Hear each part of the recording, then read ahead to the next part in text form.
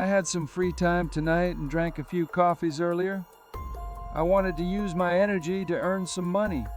I was working for DoorDash, driving on the highway to my next delivery. It was really late.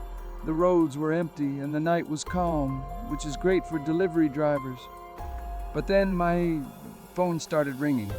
It was the customer calling me, but they hung up before I could answer. I thought maybe it was a mistake because it rang for only a few seconds. I tried calling them back, but they didn't pick up. I shrugged it off and didn't think about it anymore while I drove. I left the highway and entered the neighborhood. It was an ordinary street with regular houses. When I reached the house for my delivery, I parked in the driveway and walked up to their porch. While placing the bag down, I noticed the front door was slightly open.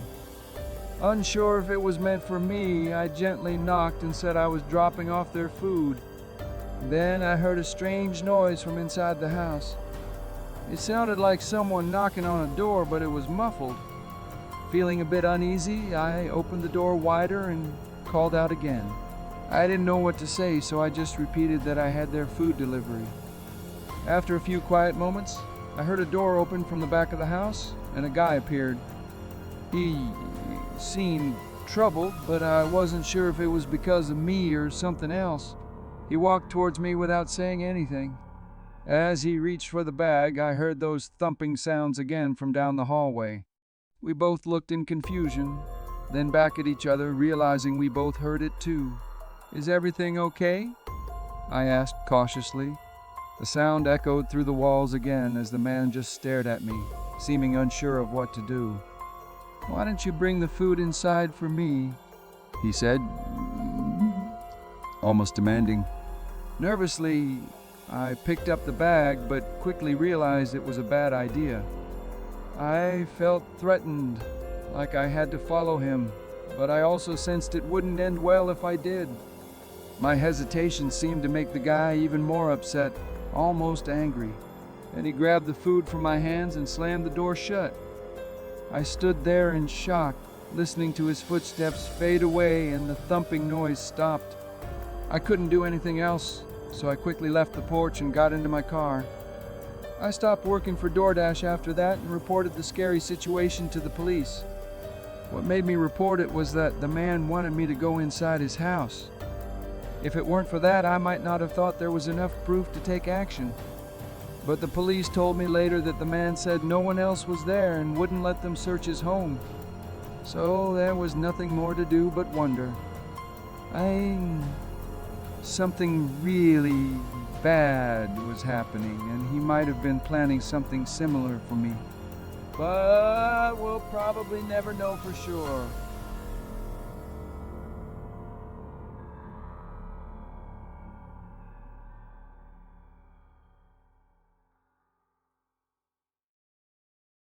When I was in high school, I used to deliver Chinese food for a local restaurant. I knew it wasn't going to be a long-term job since I was just a teenager. It was like many first jobs, with some slow and boring days and some busy and stressful ones.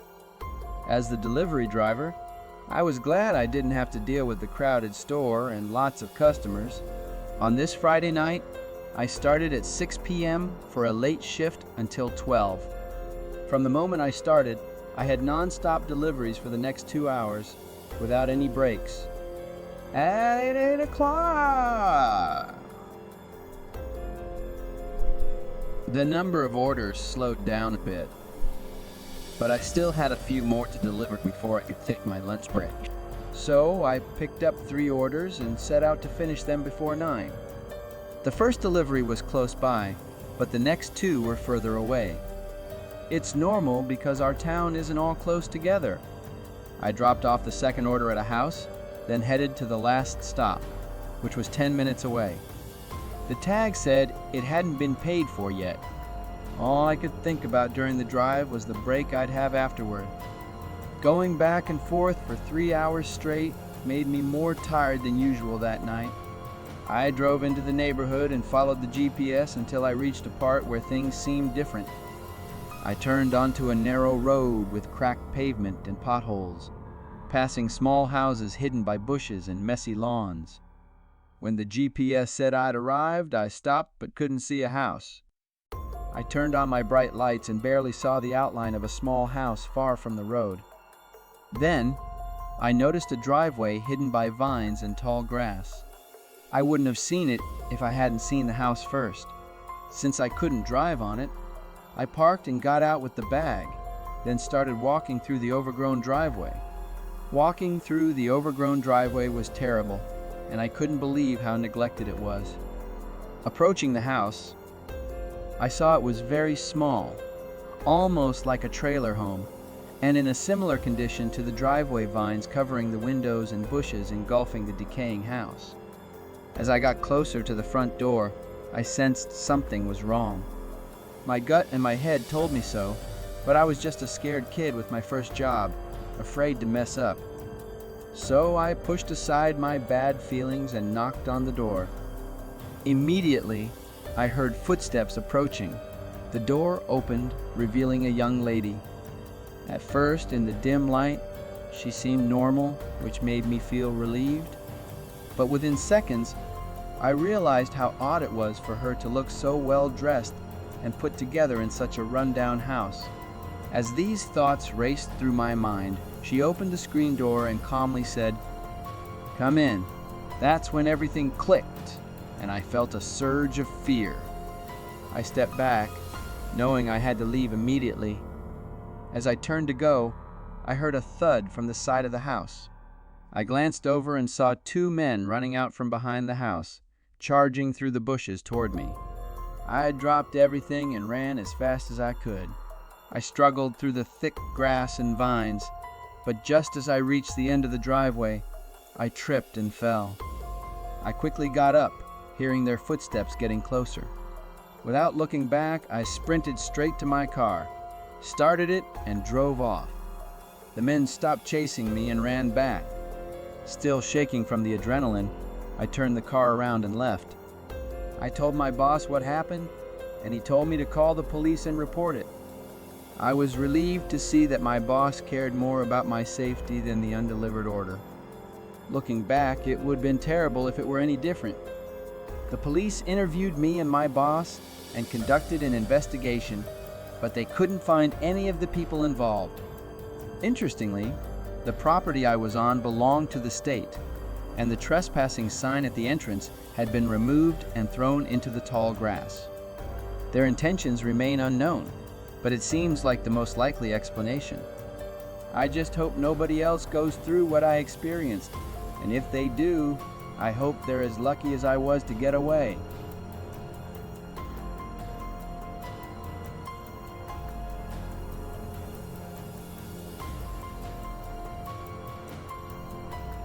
I joined Uber Eats back in 2021 when it was becoming popular.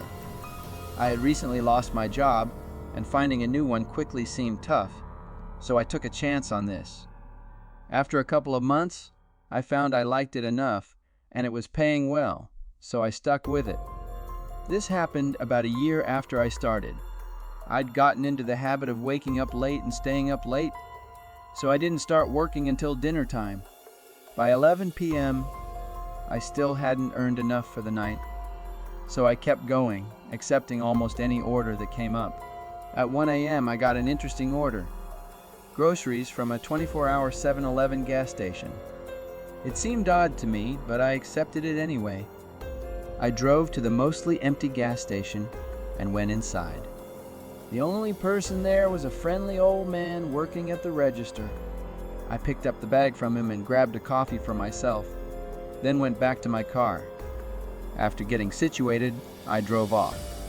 But soon after I got onto the main street, I noticed a car's headlights right behind me. It was very late, and there weren't many cars out, so it was strange. I figured they must have been at the gas station and left right after I did. I was driving along the road on the edge of town when suddenly my car started feeling rough. There was a loud scraping sound coming from the right side. After a minute, it got worse, so I had to pull over before the car broke down.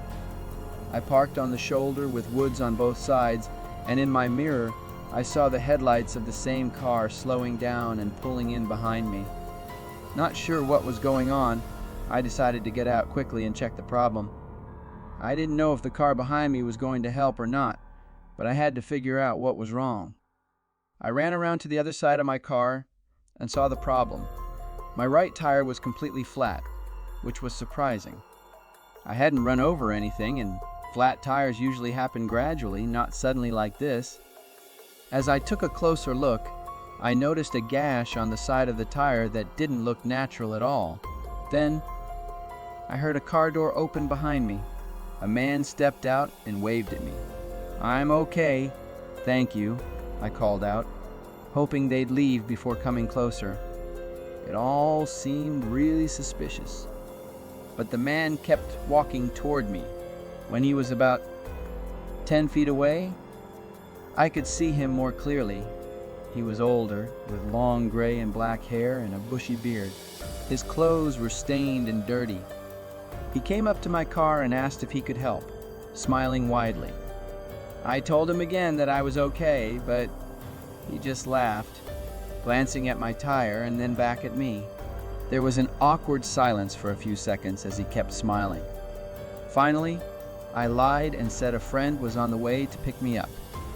After rejecting his help 3 times, his smile faded into a serious expression. He turned towards his car and looked around in a strange way.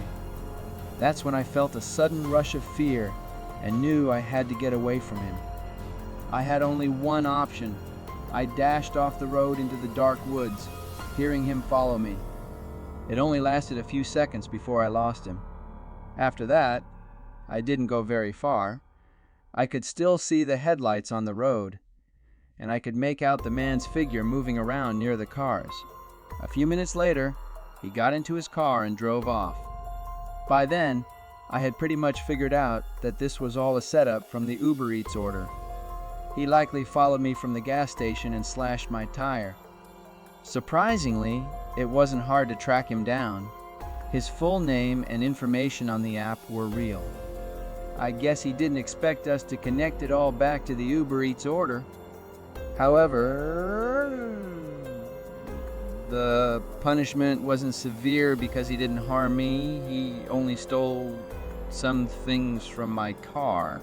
But if I had stayed on the road, things might have turned out much worse, and I might not be here to share this story.